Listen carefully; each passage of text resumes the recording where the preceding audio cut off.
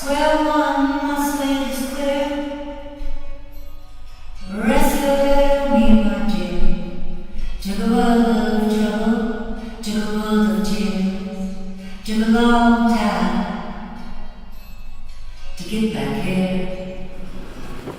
Just in case the audience doesn't know how famous you are. Oh, you don't have to overplay that. Steve Morse, 30 years at Boston Globe, rock critic, seen a lot of bands. But that's not why we're here today. We're here because one of our favorites, my ultimate favorite, Tom Petty, died. So, and Steve has met Tom a few times and interviewed him. 7? Well, 7 times, mostly on the phone. Right. On July 21st, Friday night, or Thursday night, Tom Petty and the Heartbreakers played their last 2 shows in Boston. Yep. I was at both nights. You were at Thursday. Mm-hmm. So I'm going to tell you something about Friday night show, but Thursday night show, did you detect anything amiss with Tom? I detected that he wasn't moving as well as he normally does, and then I found out that he had a hairline fracture in his left hip. But you found that, like all of us, you found that out later. And, you know, the recent Rolling Stone article mentions Mike Campbell, you know, at you know, the end of the tour, congratulating Tom on his courage and his toughness and really fighting it out. Yeah, because I think the pain was a lot more than people let on. But that's the only thing I noticed. I didn't, certainly nothing that would be life-threatening. On Friday night, on the Friday night show, they zoom in on him. His hand is shaking and his lips are quivering. And I was almost in hysterics because I was like, on top of the fact that the way he leaned over and walked towards the drum riser, I was almost having a moment where I'm like, is anybody noticing this? There's something going on. Like I did, like. Well, I believe he was a smoker. He probably needed a cigarette. So, I mean, you have a. Because I was smoking too, but I'll tell you what. That's well, listen. Reading into it, you know, on an extreme level, but you have a point. I did not see that. You know, the hand shaking and the. It did. I didn't see any of that on Thursday night. I think he just exhausted himself, and the fact that he ended with 3 nights at the Hollywood Bowl. You know, you can't get any higher than that. And it's a dark victory. You won and you also lost. Told us you were satisfied, but it never came across. He was saying, you know, to Mike Campbell, he was not going to do any more big tours. He wanted to scale down and wanted to do the Wildflowers, you know, release that album as a double album. Which we were all looking forward to. Everybody was looking, and Nora Jones had committed to joining him on tour. That would have been nice to hear her sing some of those songs, right? I'm not into extra people being in the Heartbreakers.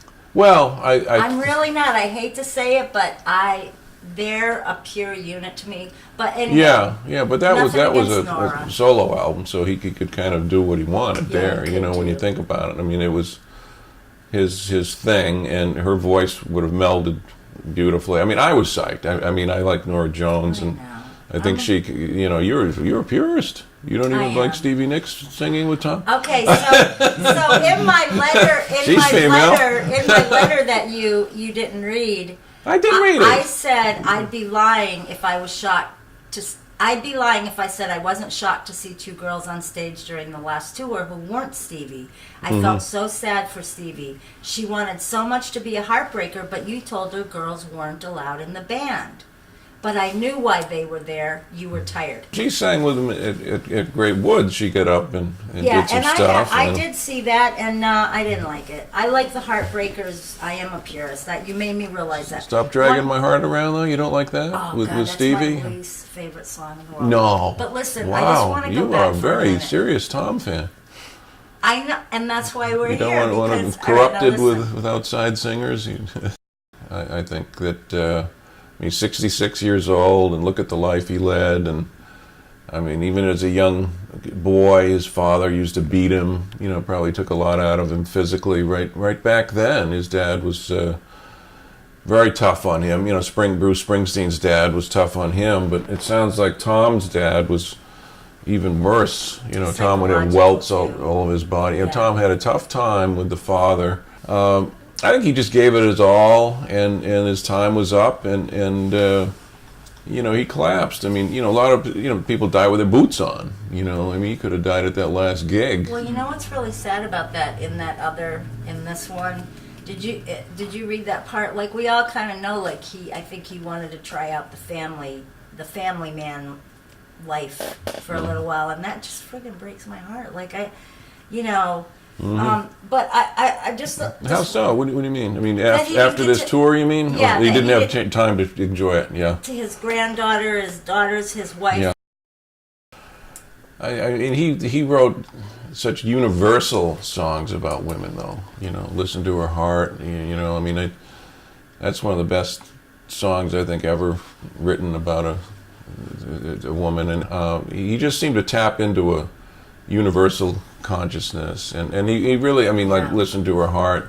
Yeah. You know, he hit that lyric about, you know, you think you're going to take her away with your money and your cocaine, and the record label tried to get him to change it to take her away with your money and your champagne.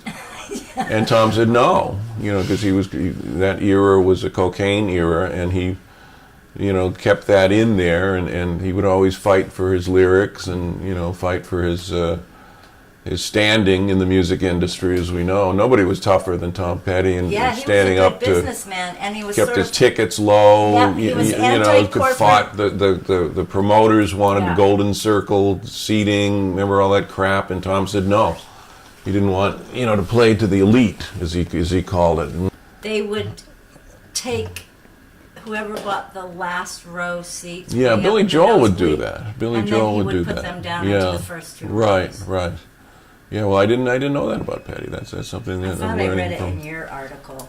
I don't believe I put it in there, but yeah, that's. I mean, he absolutely wanted. You know, he was from a working class background, so he wanted that audience to be up front. You know, he didn't want the, you know, sort of the Rolling Stones yacht club crowd that's up front. You know, I mean, that was his consciousness. Keep the tickets low. He never did sponsorship. Nope. You know, and he was just an absolute wonderful guy.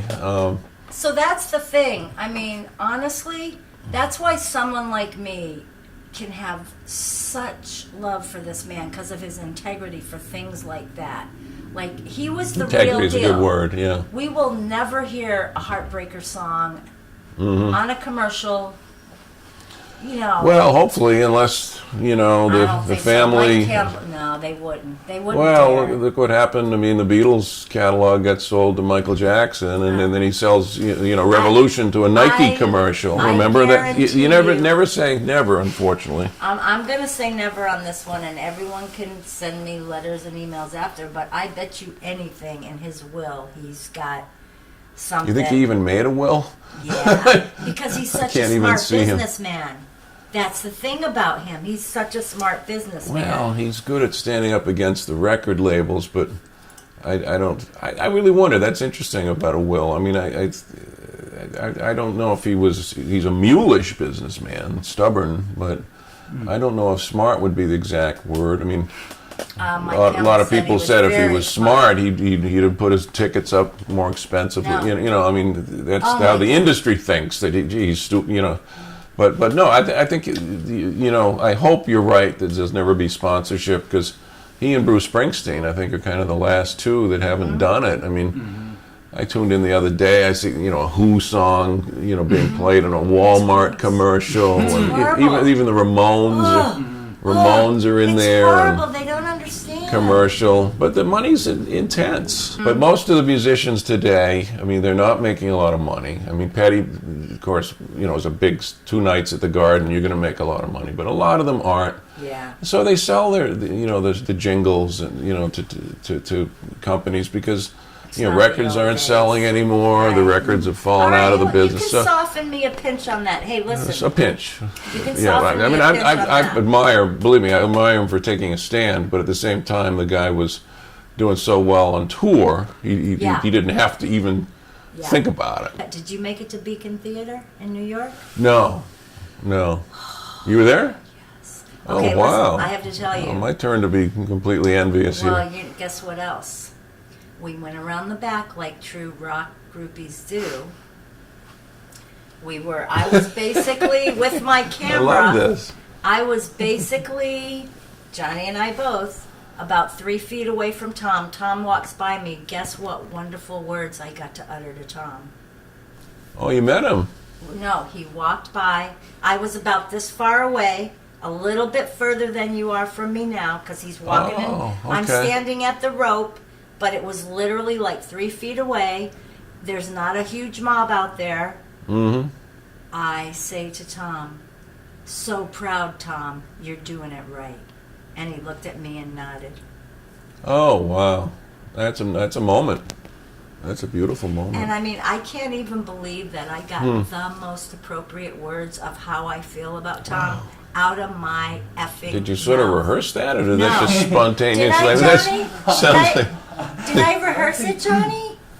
I don't know. Johnny's our cameraman here. Because it's been my whole life. I've never wanted to meet Tom because I never wanted it to go sour. I never wanted Yeah. to have a reason to not admire him.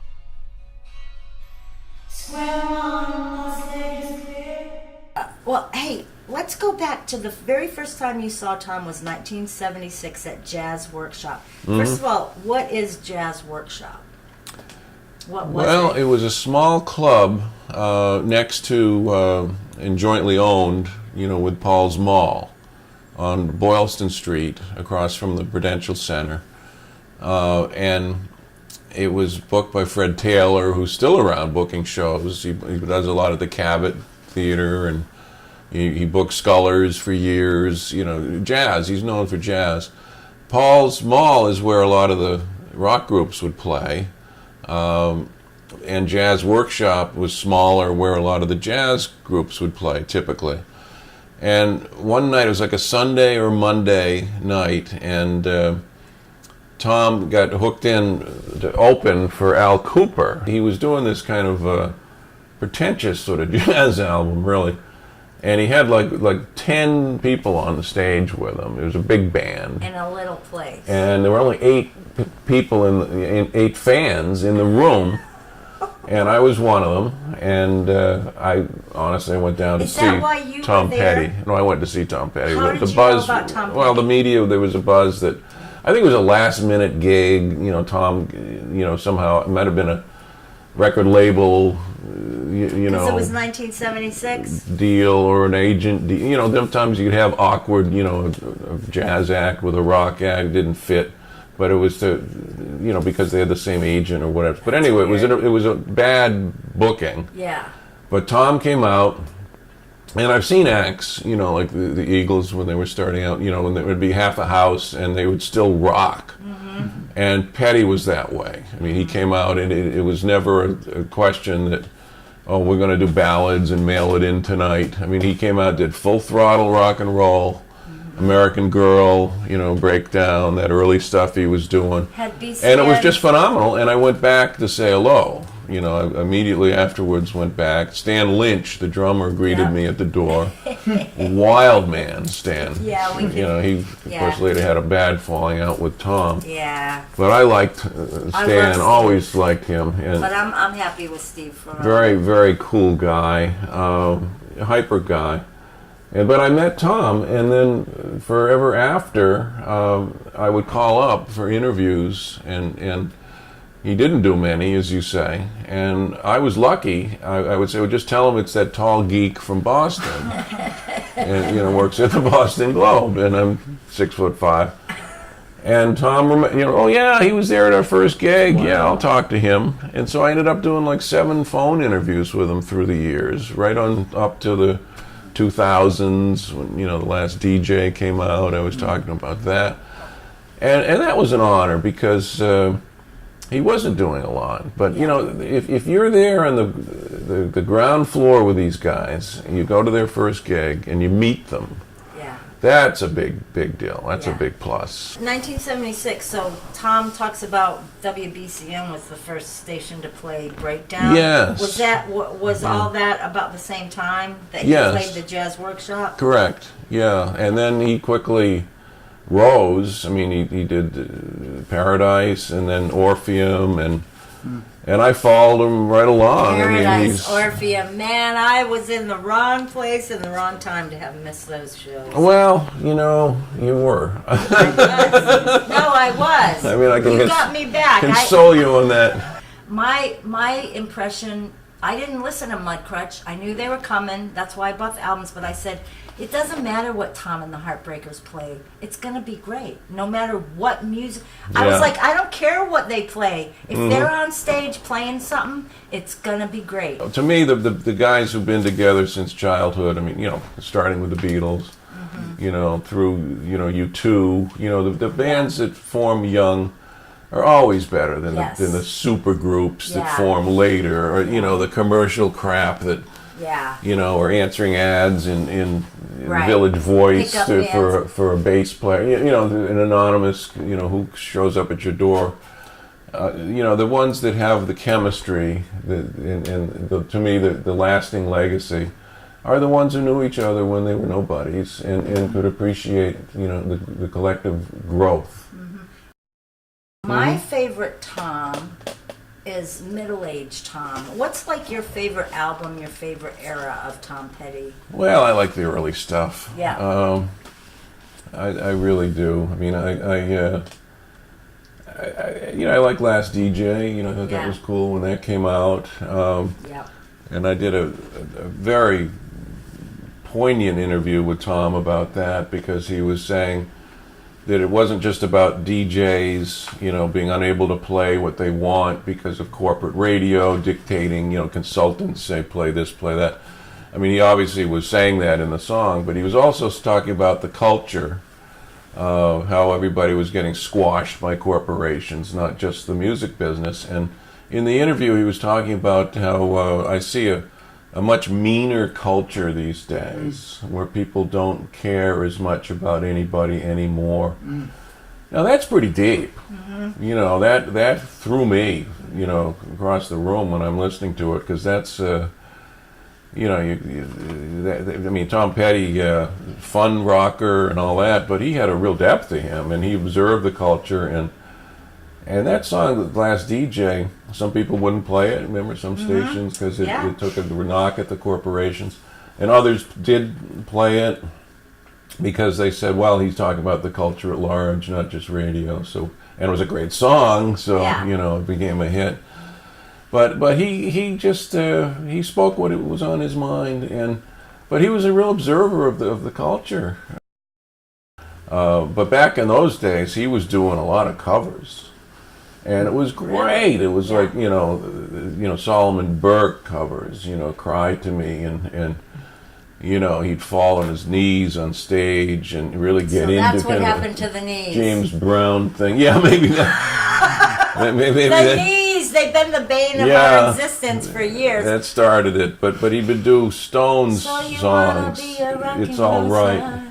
Yeah, he did that. So he Yeah. wanted to be the Birds. He loved the friggin' Birds, as you love know. that. Feel a Whole Lot Better. Tom used to do that. That Yeah. was a Birds song, Yeah. that whole, kind of Rickenbacker guitar sound, which I loved. And Tom is such a Birds fan that, Chris Hillman, the bass player with the Birds, put out an album this year, and Tom produced it. Was And Chris I have not Hillman heard it. a I'm trying to get a copy of it, and I haven't heard it yet. I'm dying to hear it. But that's another thing. Tom didn't have to do that. No. He didn't have to produce. I mean, he could have probably benefited from getting a little more rest. As we see, he was just burned out at the end. But he did that for Chris Hillman, and I admire that. Paying homage to your roots. When the Birds were clearly his roots, and when Roger McGuinn put out a solo album, I think in the early '90s. The Birds, singer, Tom was all over it. I think Tom, gave him a song or two and performed on it, and I mean, that's the kind of guy he was. Yeah. And you know, with the traveling Wilburys, you know, he was Remarkable. probably the least known. I mean, how do you go up against, you know, George Harrison and Roy Orbison? Well, of course, Jeff Lynne was not that well known. He was in the Wilburys, but... So some of but us he was. I was a huge ELO fan. Yeah, okay, ELO. Yeah, Yeah, ELO. Yeah, but yeah, he and Tom, I think, didn't they produce like a Del Shannon record Yes. together? So I think that's where Tom got to know him. I love Jeff Lynne. They I love his playing voice. acoustic guitars together. Yes. Lynn has a famous kind of bright sound Oh, on his yeah. acoustic, and Tom does too. So See, like I can't see any music after seeing Tom. Okay, listen. yeah, now tell me about that. That's very serious. You know, all right. So after seeing the 2 shows at the Garden, Mm-hmm. the next day was Saturday. I went out in my backyard. I started mowing the lawn. I had my Tom Petty on. Did you? I started sobbing. Lawn mowing music. Wow. Well, I started sobbing. Oh wow. And when I think back to it, I hate to say it, I think I had a premonition because I was so concerned about the way he looked at the show. And here's the thing about me actually looking at Tom and having some kind of knowledge of his state of well-being. When I'm at a Tom Petty show, my eyes are very rarely open. You can ask my husband. This is me at a Tom Petty show. You know what I mean? Playing air guitar? I'm air guitar, I'm air drums, I'm air bass with eyes closed. I'm never hardly is Johnny looking. calling security? Security! Get this woman out of our row. No, and there does need to be a little Really? clearance It's like around you're me at a because Sabbath show or something. yeah, no, I rock out Whoops, hard this at the just Tom Petty slipped show. down. My point being, no one else, everyone's gonna suck. Let's talk about Mike Campbell because Tom gets all the love, but Mike Campbell is my second love. Like, what can you say about Mike Campbell?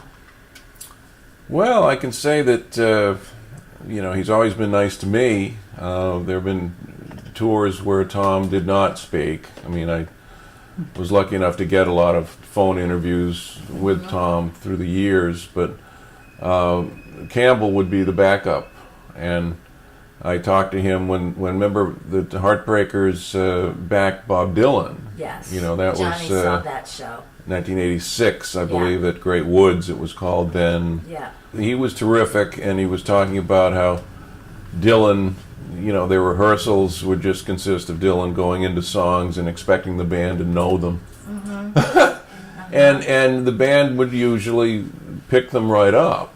And that's what impressed Dylan so much, you know. And Dylan also toured with the Dead, you know, and Dead back Dylan around that time. And Really? Oh, I well, he didn't know likes, that. you know, the bands that could improvise. Jam band. Could Oh, improvise. okay, right, yes. But that's kind of interesting because Dylan or Petty, his songs are very structured, and you know, compared Yeah. to the Grateful Dead, I mean, they're Yes. jamming everything, but yet the Heartbreakers know each other so well that they can easily adapt to somebody like Dylan. Quickly on Mike Campbell too, I saw him interacting with Trey Anastasio of Fish. We saw that tour with the And open. Trey opened for the Heartbreakers, and I was lucky enough to be backstage, and they met. You know, Campbell was walking around with his guitar. He seems to always walk around with his guitar, and you can tell from his playing he can do anything.